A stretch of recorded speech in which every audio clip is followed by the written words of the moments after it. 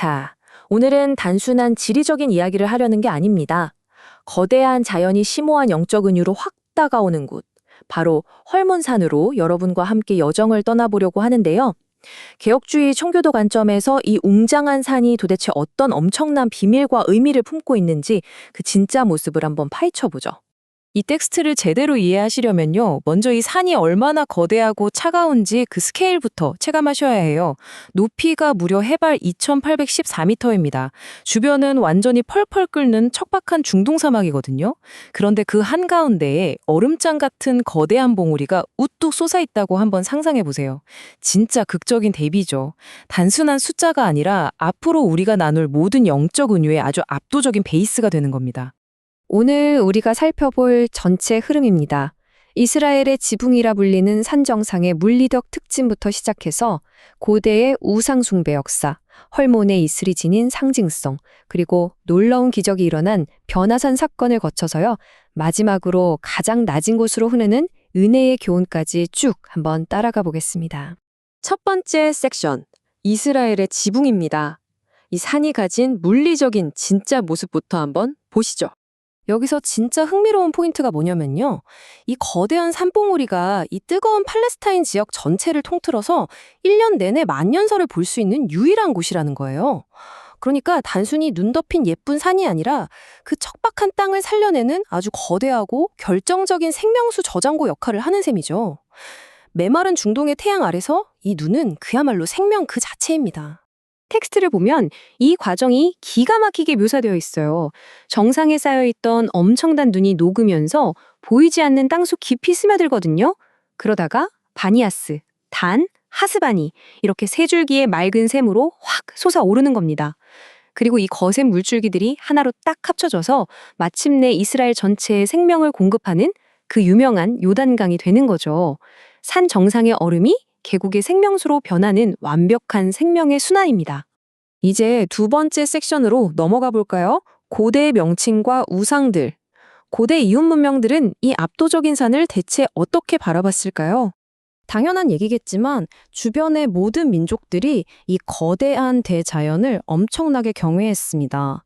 자료를 보면 시돈 사람들은 이 산을 시리온이라고 불렀고요.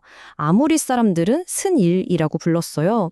다들 각자 자기들만의 방식으로 하늘에 닿을 듯한 이 웅장함에 존경심을 듬뿍 담아 이름을 헌정했던 거죠. 사실 우리가 아는 이 헐몬이라는 이름 자체도 의미가 아주 깊습니다. 히브리어 헤렘에서 유래한 단어인데 이게 봉헌된 곳이나 거룩한 곳이라는 뜻이거든요. 이름부터가 범접할 수 없는 신성함을 딱 보여주잖아요. 그런데 아이러니하게도 바로 여기서부터 아주 흥미롭고도 비극적인 역사가 시작됩니다. 개혁주의 청교도 관점에서 보면 이 부분이 정말 뼈아픈 경고입니다. 가장 거룩해야 할 이 신성한 장소가 안타깝게도 고대 바알 숭배의 중심지로 타락해버렸거든요. 다시 말해서 인간의 부패함이 끼어들면 아무리 신성하고 구별된 곳이라도 순식간에 가장 끔찍한 우상 숭배의 소굴로 변해버릴 수 있다는 걸 여실히 보여주는 겁니다. 세 번째 섹션, 헐몬의 이슬입니다. 여기서부터는 산이 가진 아주 시적이고 성경적인 상징성을 좀 살펴볼게요. 시편 133편 다들 아시죠? 헐몬의 이슬이 시온의 산들에 내림 같도다. 다윗은 이 헐몬산에 흠뻑 젖은 이슬을 뜨겁고 메마른 유대 광야에서 살아남기 위한 필수적인 은혜, 그리고 형제 연합이 주는 궁극적인 축복의 은유로 아주 아름답게 노래했습니다.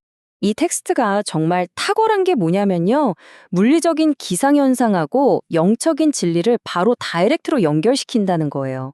차가운 헐몬산의 빙하 공기가 뜨거운 남쪽 사막 공기랑 쾅 부딪히면서 엄청난 양의 이슬이 맺히잖아요.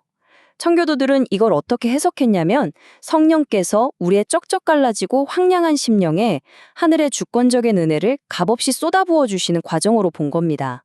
차가운 공기가 생명의 물방울이 되듯 하늘의 은혜가 인간의 마음을 소생시킨다는 진짜 멋진 통찰이죠. 자, 이제 우리 여정의 클라이맥스입니다. 네 번째 섹션, 신약 성경의 그 유명한 기적의 현장, 변화산으로 올라가 보겠습니다. 예수님의 모습이 영광스럽게 변하신 이 엄청난 사건, 전통적으로는 내륙에 있는 비교적 낮은 산인 다볼산으로 많이들 생각해 왔어요.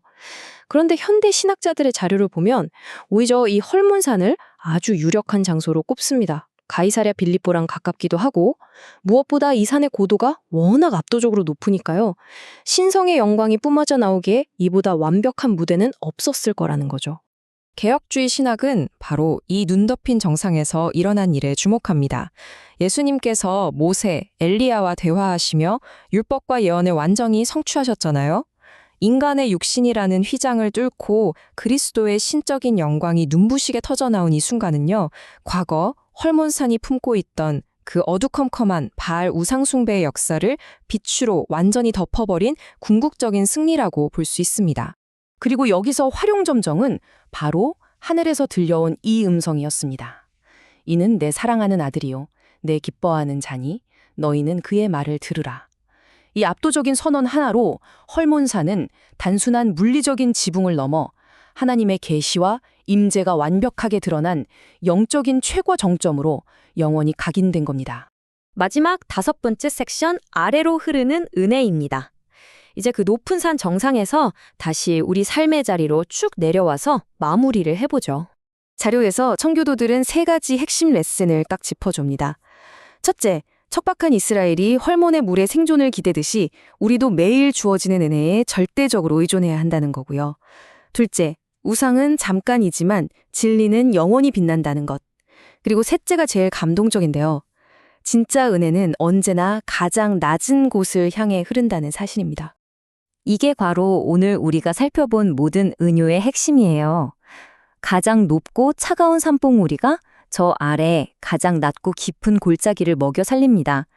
만년설이 녹아서 가장 낮은 요단 계곡으로 거침없이 흘러들어 생명을 터뜨리는 것처럼 하나님의 그 거룩한 은혜도 스스로를 한없이 낮추는 겸손하고 가난한 마음을 향해 끊임없이 흘러내려 간다는 거죠. 자, 이제 정리를 하면서 여러분 자신에게 이 질문을 한번 던져보셨으면 좋겠습니다. 만년설이 녹아 은혜의 강물로 흐른다는 이 강력한 고대의 은유가 지금 여러분 삶 속에 자리한 메마른 골짜기들을 어떻게 적시고 또 생명수로 채우고 있나요? 내 안의 척박한 땅에도 이 하늘의 이슬이 제대로 맺히고 있는지 돌아보게 되네요. 이 거룩한 영적 여정의 여운을 깊이 한번 음미해 보시길 바랍니다. 함께 해주셔서 감사합니다.